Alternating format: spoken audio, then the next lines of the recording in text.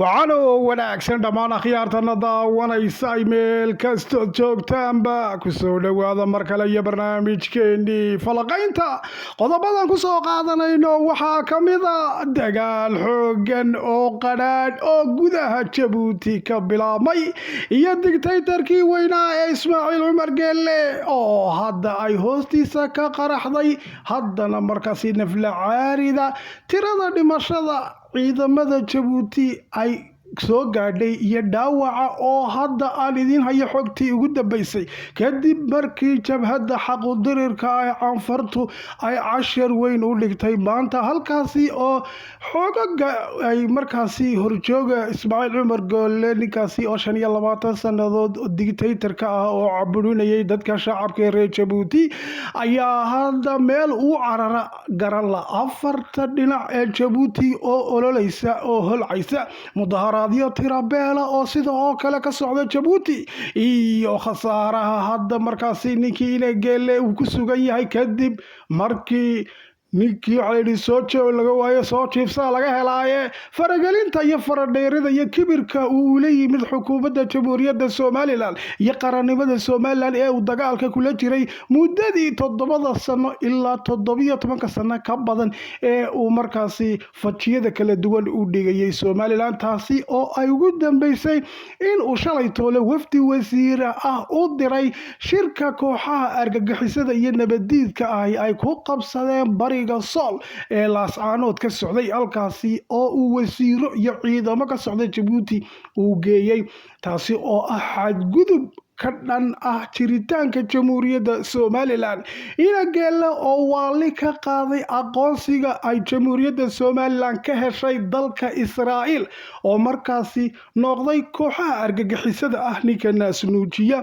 isagoo shahaada ku gabanaya ayaa uu yidhi somalilan way gaalowday dabadeedna waxa uu la soo saftay kooxaha argagixisada ah ee fadhiya laascaanood taasi ayaa keentay hadda in markaasi isagana uu jawaab kulul ka helo gudaha jabuuti jabhadda canfarta ee fruud ayaa sida oo kale hambalyo dhambaal u soo dirtay jamhuuriyadda somalilan aqoonsiga ay siisay dalka israa'iil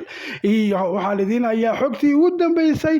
ee fajidii uu ka waday xasan sheekha ninka xasan guurguurta la yidhaahdo iyo kooxaha canaasiirta argagixisada taageera ee turkida iyo sacuudiyaanku fajidii ay ka wadeen laascaanood oo hadda ku noqotay laf dhuun gashay dhinac ay u dhaqaaqaana garanla xogtii ugu dambeysay ayaa sidoo kale idinka haya laascaanood qodobada iyo qodobo kale ayaan kusoo qaadanaynaa barnaamijka kusoo dhowaada waa hagaag aan ku bilowno barnaamijka jabuuti ayaa hadda waxa ay ku jirtaa dagaal xoogan oo markaasi gudaha jabuuti ka qarxay iyo mudaharaadyo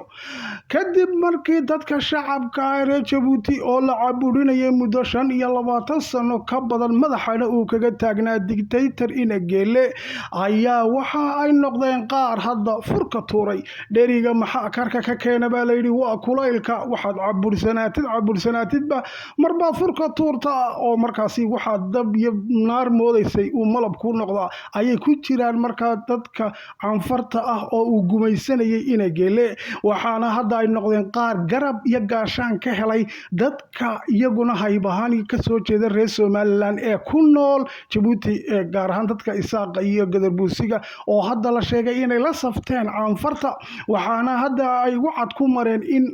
afka ciidda loo daro oo jilbaha dhulka loogu dhufto digtaytarka weynayna geelle kaasi oo markaasi noqday nin markii uu kibir iyo dhereg iskala garan waayey gaadhay inuu yidhaahdo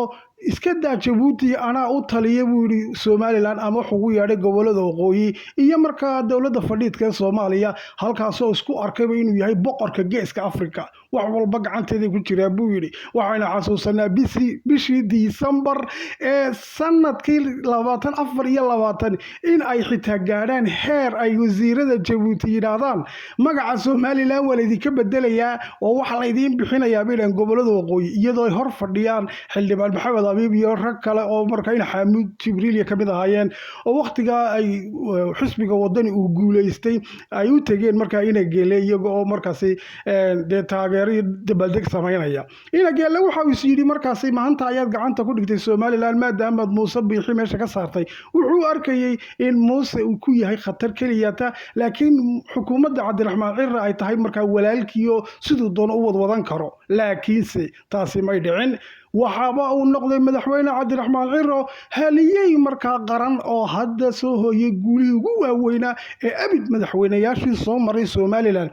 mid aanay ku dhiiranin bay ku dhiiraday taasi oo noqotay in dalka Israa'iil oo markaasi tan iyo 1994 aqoonsiga jamhuuriyadda Somaliland u keentay madaxweyne Allah u naxariistay Maxamed Xaaji Ibraahim Cigaal kula yiraahdeen annaga idin aqoonsanayna ee aynu wada shaqeyno in Cigaal waqtigaasi waxa uu yidhi kuma habboona xilligan oo dadkayga baa weli kala qaybsan laakiinse madaxweyne kasta oo soo maray Somaliland Israa'iil aqoonsigeedu waxa uu ahaa mid miiska saaran walaaltinimada iyo markaasi jacaylka ay reer Israa'iil u qabaan Somaliland waa mid soo taxnay tan iyo 1960 waa wadankii koowaad ee Somaliland aqoonsaday waxaana ay ahaayeen markaasi qaar xitaa xasuuqii Somaliland loo geystay dadka isaaqa ah aad uga dhiidhiyay dadka Israa'iil wadankii kaliya ee qaramada midoobay uga dooday bay ahaayeen ee sheegay in la xasuuqayo xasuuqii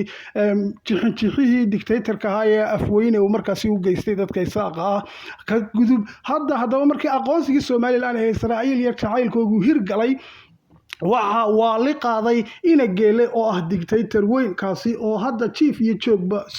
karila waxaana uu noqday markaasi mid bariisku ku faaxay oo Djibouti fadhigeedii xamili waayay oo laascaanood ka doorbiday wafdi wasiiraha ayuu markaasi u diray shalay toole markaa oo ka qayb galay wixii loogu yeeray caleemasaarka hogaamiyaha kooxaha argagixisada iyo nabadiidka ee fadhiya markaasi bariga Sool haddaba taa jawaabteedii maanta ayuu helay waxaana uu ka helay gudaha Djibouti dagaal xoogan ayaana halkaasi ka dhacay dagaalka dhacay maanta waxaa la sheegay in ka badan 11 askari oo ciidamada Ismaaciil Cumar Geelle ka amar qaata halkaasi in qudha lagaga jaray in ka badan ilaa 20 kalena ay dhaawac yihiin sidoo kale xogaha hadda soo dhacaya waxa ay sheegayaan in tiro ka badan markaas sodoneeye ku dhow oo ciidamadii ina geelle ee Djibouti in markaa ay qabteen oo afduubahan ay ku haysteen jabhadda mujaahidiinta xaqu-dirirka ee canfarta ee Furuud waxaana dagaal saaka subaxii qarxay oo ilaa iyo galabta soo gaadhay la sheegay in hadda markaasi laga adkaaday waxa